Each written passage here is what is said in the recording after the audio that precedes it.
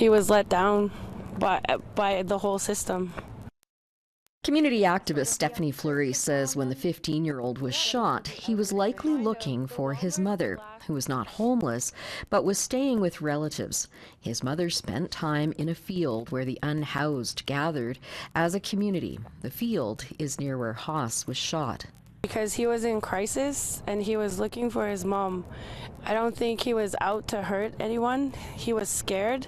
That's why he called the police for help. And like, how does a call for help turn into you getting killed by the police that you called for help?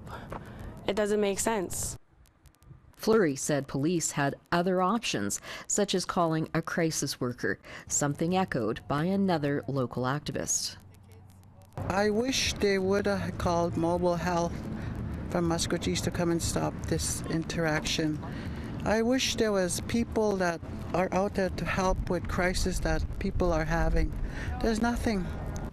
The fear left in the wake of the shooting hasn't left this man, who was unhoused until this past spring, but now has custody of his young teenage son. He asked for his identity to be hidden, he says, out of fear of the police. We will call him Mike. And it was a 15-year-old boy, and I was worried because I got picked up tonight, and I thought it was my son, and I couldn't sleep at all. What do you tell him to try to keep him Son, safe? stay home and play those games. I'll pay for everything else, just play those games. Don't even come out in these streets, because these streets ain't around here. It's messed up. Terry Smallboy, a community member, said everyone is still in shock over Lightning Saddleback's death. I feel as though it wasn't about the RCMP feeling like they were threatened. They suffer an identity crisis far more than our own people, I feel. Once they're in uniform, there's a completely different person in that uniform than there is outside of that uniform.